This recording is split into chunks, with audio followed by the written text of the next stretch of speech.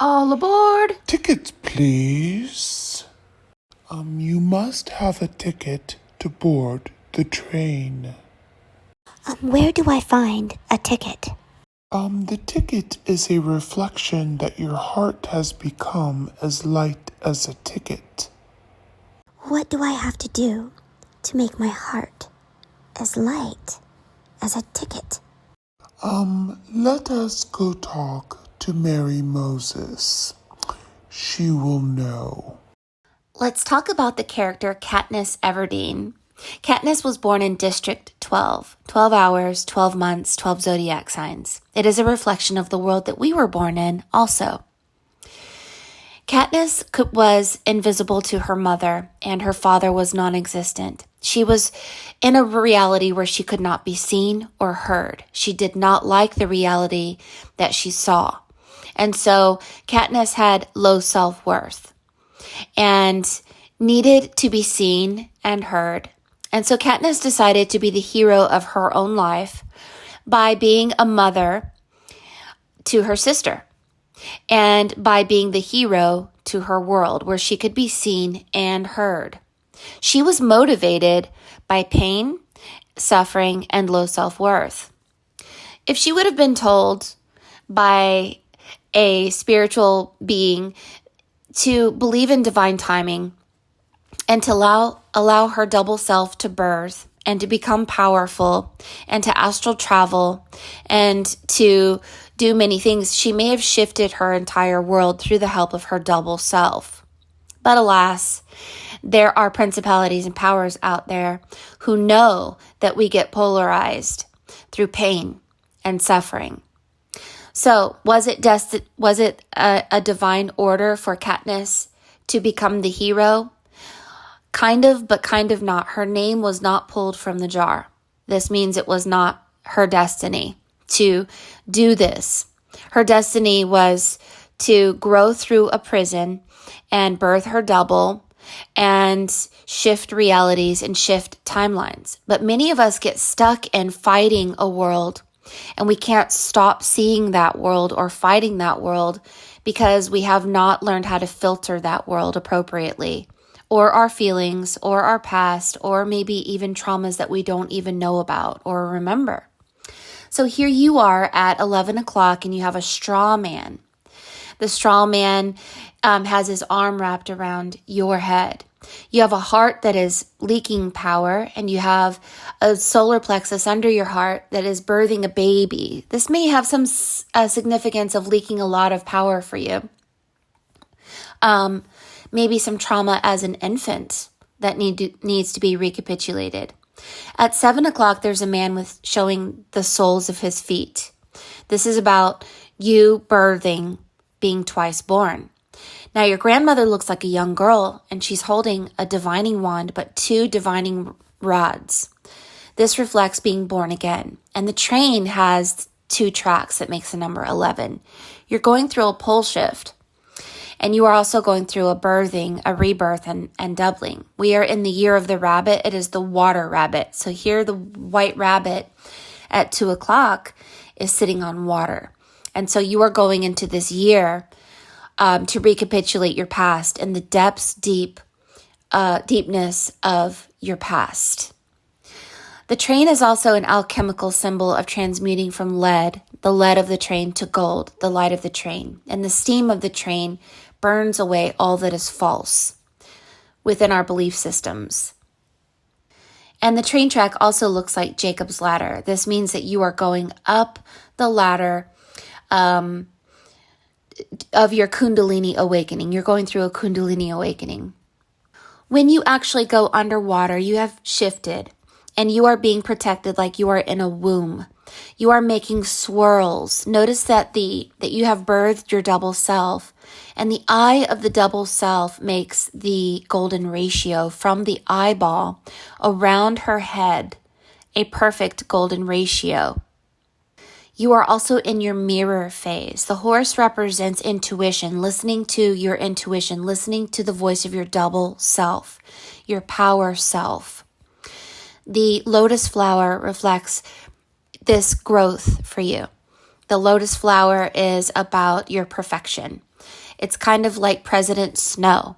We become white as snow. And President Snow is someone who is a threat. So many of our pains will manifest as people in our lives, and they will push us to Emerald City, the green heart chakra, and heal it, because according to your piece, you are actually leaking power out of your heart chakra, and that needs to be healed through the act of recapitulation. The people above the water are coming out of a church, and they are shifting away from religion. And your spirit is asking you to not connect with anyone at this time. You need to go into a cocoon and birth your wings and hear the voice of your higher self and obey that and begin to expand your mind. You're going to learn a lot. It's going to be like you're in a school of learning. So notice the straw man is now behind you. And your rebirth self and you are very powerful with the horse now. You have the energy of Ariel. If Ariel was androgynous and didn't know what it was like to be in love and signed a contract to go into the world of duality and realized it was a prison, this seems like your soul process of realizing, oh my gosh, where did I end up? Where is this place? So the art of recapitulation is about an inhalation and exhalation breathing technique. It helps with PTSD, and it helps to retrieve memories and even past life power and contracts that we signed or energy that we ignorantly gave away, and we breathe it back by remote viewing it. And we breathe in the entire energy of ourselves and that interaction. And then we breathe out the memory, obliviating ourselves and the person, forgiving it so much that it never existed. And this breathing technique is a shamanic technique that will help to heal your ethereal net, your invisible luminous light body, and take you to a better understanding of what balance is and what rebirth is, and hearing a divine order of God, and thereby helping you escape, metaphorically, like the Wicked Witch of the West, which looks like a web. And the Wicked Witch of the West is a reptilian mind control. And the Wicked Witch looks sometimes like the Scarecrow. So when we escape this World Wide Web, we go to Emerald City, and this is where the heart begins to communicate with the sun. Your heart emits an electromagnetic energy, and so does the sun. You'll start getting downloads of truth, and if you are not polarized or distracted by people who say you shouldn't believe that's sorcery. Sorcerers are about self-importance often. They seek to enhance the physical self. But the alchemist is about diminishing and erasing the physical self because we have been under mind control and in a prison. So the purpose of the alchemist, or the purpose of the master of the net, the master, is to stay at 0 point energy, become nothing in the physical, and then pay attention with your heart to your higher self, who is immortal and a time traveler, and begin to hear that and follow that, because we've been lied to too many times to believe anything in the world. So hearing that voice is of utmost importance, but we cannot hear it if we have no power. And so taking back our power through the recapitulation act is number one. So you're going to go into this womb. If you want to go get a tent, put it in your living room and make a sacred space that looks like a womb or a tent, or if you find a place of power out in nature, you should do that. And don't tell anyone what you're doing or what you believe. If you do some recapitulation that turns into dancing or anything, trust your body. Trust this. And you will also begin cleaning your house, cleaning your car, cleaning your diet, drinking more water. And this is food for the spirit. Spirit needs life energy. And much of our food is pasteurized, processed, poisonous foods that wants to keep your luminous light body weak and invisible to you. So we have to become masters of truth, and this truth will set us free. So I suggest doing the recapitulation act for as long as your body tells you to, and do it every day. For you, I would do it in water. If you have a bath, do it in a bath with salt. So you're going to want to also include negative ions. So if you want to enhance the negative ions, then take a nice hot bath in salt. And this will help your negative ions. And put your head underwater like a baptism. This will help to clear any kind of positive ions that could be causing chaos, like ripples in your heart chakra. Because our heart emits a frequency. And if our cell phone and our television and 5G is messing that frequency up, we're truly scattered, So we have to every single day neutralize positive ions with negative ions. And yes, we have to recapitulate our entire life. And this is obliviating ourselves. When we become nothing, we become everything. When we become no one, we become everyone. And we begin to grow. And like the golden ratio, we are like munchkins short of understanding. And we grow tall like Dorothy to the golden age of Aquarius, the yellow brick road. And our 7 chakras are 7 points of drainage initially. And then the 7 spirits of God come and counsel us to make our 7 points of drainage into 7 points of power. The 7 wounds of Christ turn into the Christ walking on water. So you are just in a place where you need to remove yourself from the world, possibly even remove yourself from just thought energy of overthinking or thinking about what people think or what they're doing or whatever. It's time to hear the voice of your higher self. So when you're recapitulating and you're remembering someone yell at you, you breathe in your insecurity and what you were looking at, and you become the mother, and you take back your power, and then you breathe out the memory, and then you do a head swipe left to right, left to right, left to right, and you erase it completely. And you do this until the memory no longer hurts you and no longer polarizes you, and you feel stronger. Often when I recapitulate certain instances of my life, I will yawn really deep. And this yawning means I gave away a lot of power. So if you remember a time in your past, especially when you were born, I don't know what happened, but breathe that in and know that you are a time traveler now, that you've been rebirthed, and you can breathe it in and you can take back your power. So the exhalation breath focuses on releasing any energy that you have attached to a memory. Imagine yourself blowing out energy. Blow out the memory. Say goodbye. We were in a prison, mind control. I reacted in a way that I didn't know. I had no idea that I was giving away power, had no clue. So I'm going to take it back now. You know what I also do? I take back my dreams, because I used to worry about politicians, and I have dreamt about every president. And during those interactions of being in front of each president of the United States, it was a mind control technique of when they put these individuals in our psyche, they meet us on the spirit realm and they do stuff to us. I don't know what they do. But if you dream of famous people, you go and recapitulate that and breathe that back too. Because these ripples of your energy need to be natural. The natural process of God is the golden ratio. Watch this video about the golden ratio.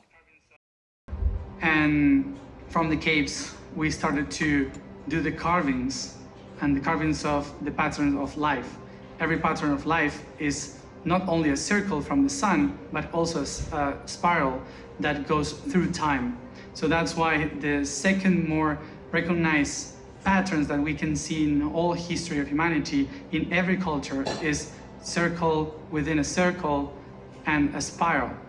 These symbols are all over the world, in every culture, and you can find them everywhere, and they all mean the same. The cycle of life is like the Fibonacci spiral that helps us understand the mathematics of the creation through the spirals, through the torus. So what they did in the past was try to put the images in 2 dimensions, carving it in the stones or painting it, but the patterns were in many dimensions at the same time.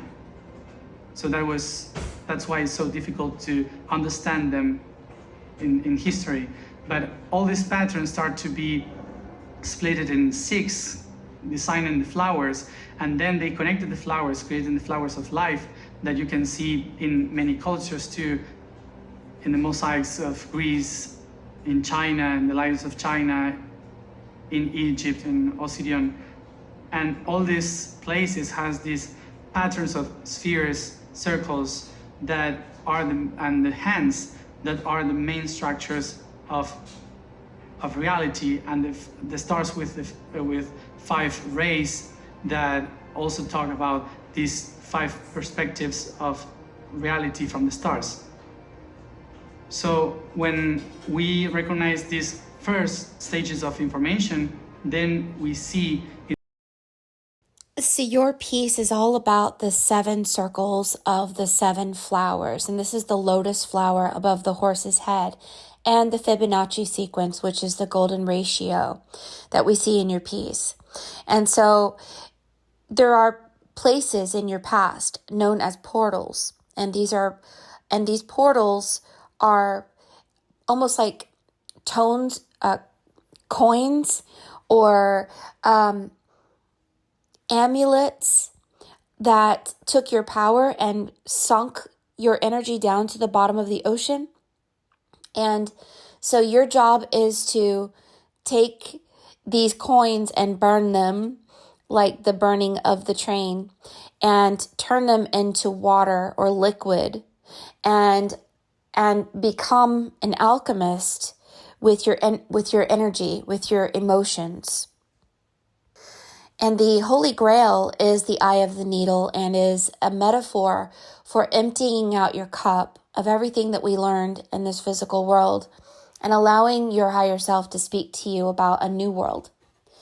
And so rocking the boat above you is, when we get upset, we rock the boat of the world. And when we rock the boat of our world, it will manifest as people in our lives. And so when we see the world as peaceful, and we have peaceful, stable relationships, and we have thankfulness and joy every day, then we are in the eye of the needle. We are in balance, and we are powerful, and we are not polarized by belief or emotion. And so we will know by the fruit of our tree whether we are stable or not by our outer reality. So Spirit is beckoning you at this time to go and recapitulate and begin to find your truth within you. It may be unique. You may have a unique magic. And what you do magically was not presented to you because you have some work to do to recapitulate. We all recapitulate. I recapitulate every single day. But there's something that needs to be healed because you're losing power. So make sure that you read your piece with your own understanding, as well as these energies that came into your life, into your read, for yourself, because I could be wrong. But what I'm seeing is that you're a very powerful person, and there's energies around you trying to take your power. And you have to filter it through the recapitulation act every day. So the first step for me, what I would do is clean my house of all negative old energy and put new things there. Fresh flowers, plants, essential oils, meditation blankets on the floor, crystal lights hanging. Just Turn it into a joyful, sacred place. And then you'll see your inner world start to heal, and you'll start to feel that childlike joy again. Thank you so much for everything that you had to teach us in your reading today. And I hope that those of you who are listening really enjoyed this as well, because the Recapitulation Act isn't well known, and I think more people should know about it. If you would like a reading, go to forestfairy.com.